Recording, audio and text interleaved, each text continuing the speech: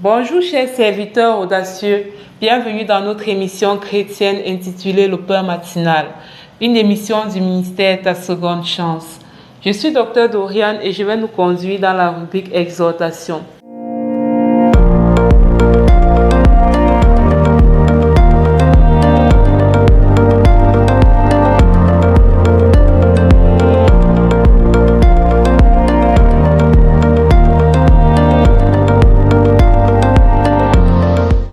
Alors, bien-aimés dans le Seigneur, chers serviteurs audacieux, aujourd'hui nous allons continuer à parler du pouvoir de donner.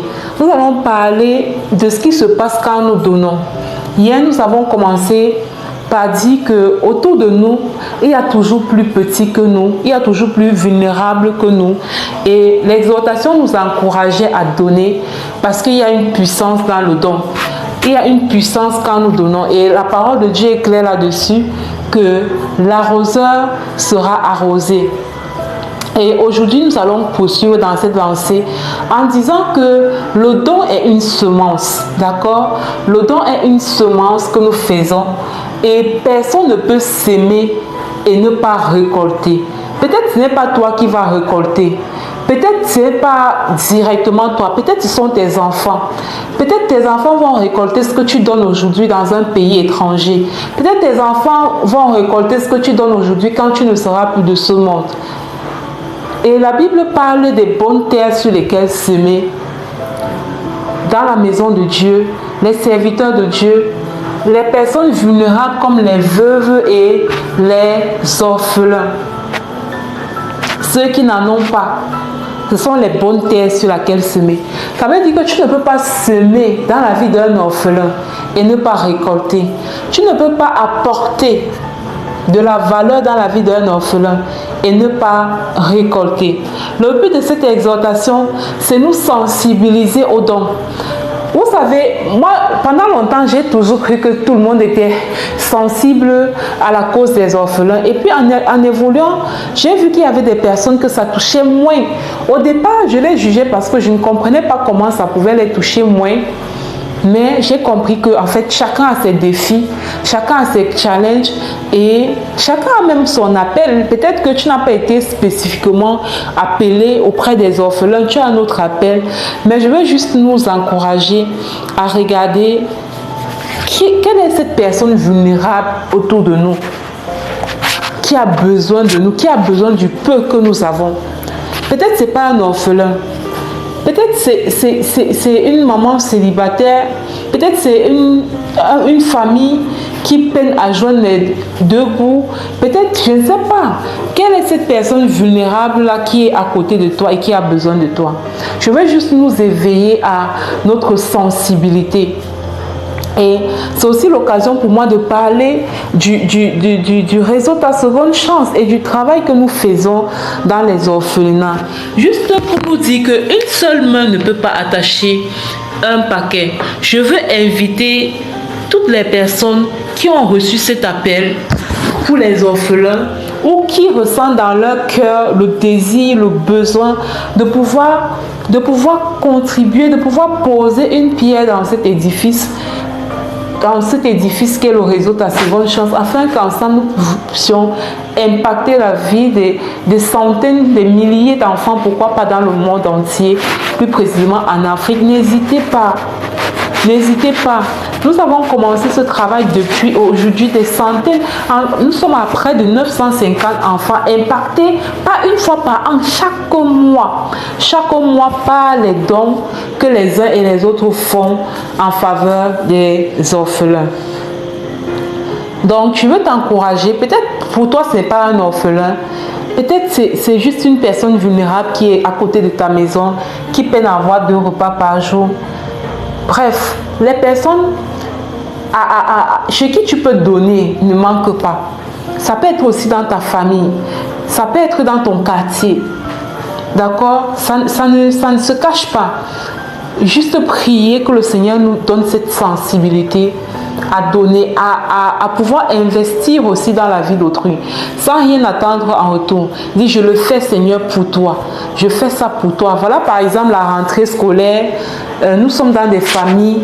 Si tu as la possibilité, tu sais que non, telle famille-là, ils ont souvent du mal à préparer la rentrée scolaire de leurs enfants et que tu ressens en toi le désir, tu peux donner un coup de main. Tu peux donner un coup de main, par exemple, je sais pas, peut-être ça peut être l'inscription d'un enfant que tu payes, peut-être ça peut être un paquet minimum de cahiers que tu envoies. Vraiment, ça fait toujours plaisir et ça aide énormément. Donc, c'était ça le thème de mon exhortation aujourd'hui. J'espère que ça touche quelqu'un, ça pousse vraiment quelqu'un à se remettre en question par rapport au don. Est-ce que tu donnes ou est-ce que tu es juste focalisé sur toi? Mais si tu donnes déjà vraiment, gloire à Dieu, que le Seigneur te bénisse et qu'il te bénisse encore, il augmente encore pour que tu puisses donner encore plus que ce que tu donnes. Et si tu ne donnes pas encore, vraiment, qu'il le Saint-Esprit nous touche, nous tous, afin que nous puissions développer cette attitude, cette capacité à donner aux personnes vraiment qui sont vulnérables, qui sont vraiment que le Seigneur puisse nous aider à donner et à donner avec amour, sans calcul, sans rien attendre en retour, sachant que la véritable récompense vient uniquement de lui et non des hommes. Je passe la parole à la servante de Dieu, Lina, qui va nous conduire dans la proclamation de la parole. Soyez abondamment bénis. Shalom, shalom.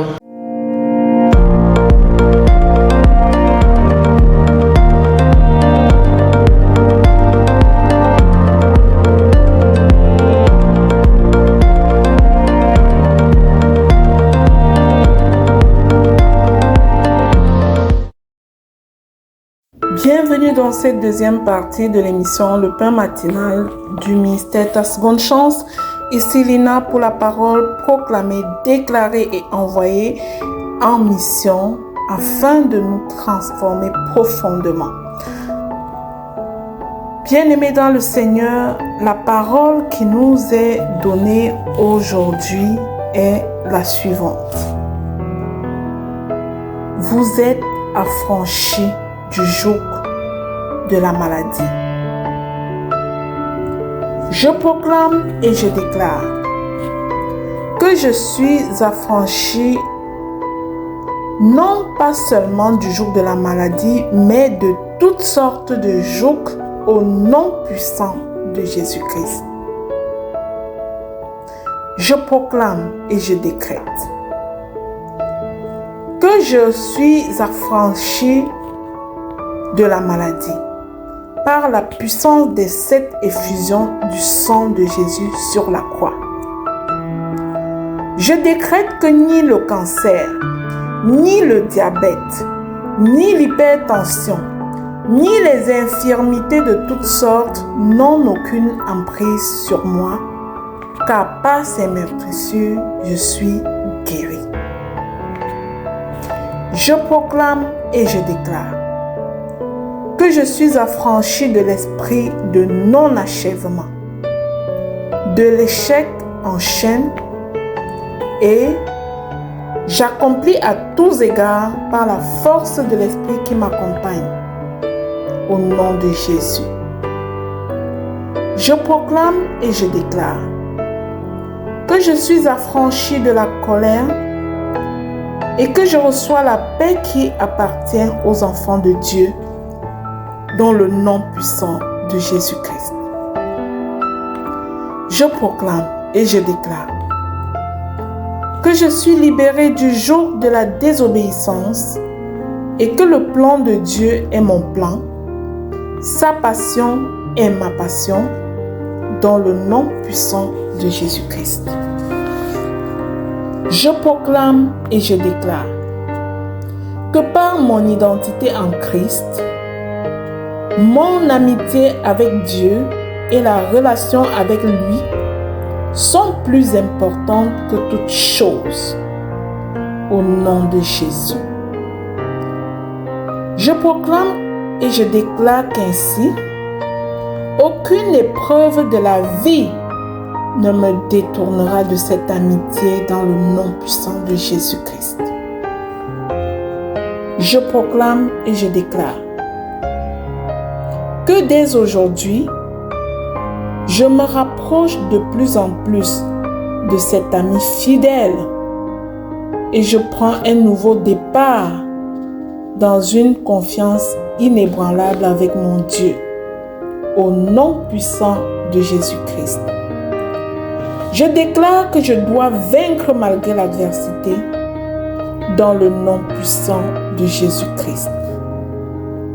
Je proclame, je décrète et je crois que le Père éternel est mon meilleur partenaire dans le nom de Jésus et que tout ce qui semble impossible dans ma vie devient possible par lui au nom puissant et glorieux de Jésus-Christ. Je proclame et je déclare que sa main puissante intervienne dans mes moments de faiblesse, car il sait se glorifier en ceux qui lui font confiance au nom puissant de Jésus-Christ. Je proclame et je déclare que dans un calme inébranlable, je crois et je garde patience, car ce que Dieu a dit sur ma vie s'accomplira certainement dans le nom puissant et glorieux de Jésus. Je déclare que je suis en Jésus-Christ et que je suis une nouvelle créature au nom puissant de Jésus-Christ. Je proclame et je déclare que les choses anciennes sont passées et que toutes choses sont devenues nouvelles par la puissance du feu du Saint-Esprit en moi, au nom puissant de Jésus-Christ. Je proclame qu'en tant qu'enfant de Dieu, je marche par la foi et non par la vue, tel qu'il est écrit dans 2 Corinthiens 5 au verset 7, au nom de Jésus. J'annonce à l'univers que j'ai l'assurance que mon identité de fille de Dieu me dispose à recevoir des grâces innombrables. L'ennemi est vaincu au nom de Jésus. Je proclame de ce fait et dès maintenant que mes résolutions ne sont plus des résolutions selon la chair et ses convoitises, car 2 Corinthiens 4:8 dit ceci. Nous sommes pressés de toute manière, mais non réduits à l'extrémité dans la détresse, mais non dans le désespoir, persécutés, mais non perdus. Pourtant, avec nous, la mort de Jésus, afin que la vie de Jésus soit aussi manifestée dans notre corps. Bien-aimés, ces proclamations nous situent réellement au cœur de nos souffrances humaines, en mettant en exergue ce qui semble réel à nos yeux versus notre vérité. Nous sommes peut-être dans la détresse en ce moment, mais la vérité est que nous ne sommes pas réduits au désespoir. Nous sommes peut-être persécutés en ce moment, mais la vérité est que nous ne sommes pas perdus. Car le Christ Jésus dit, « Si le monde vous persécute, sachez qu'il m'a persécuté en premier. » Nous pouvons voir que Jésus a tout vaincu, y compris la mort. Alors, étant en lui, nos épreuves sont des déserts à traverser et non un état définitif. Je t'encourage, bien-aimé, à accepter de traverser cette situation difficile en toute confiance, car tu n'es pas seul. Tu es un enfant de Dieu. Dieu est avec toi et il te libère de tout joug. Au nom puissant de Jésus-Christ. Amen, amen, amen. Ne quitte pas sans partager ces proclamations au suivant pour être à ton tour un canal de bénédiction au nom de Jésus.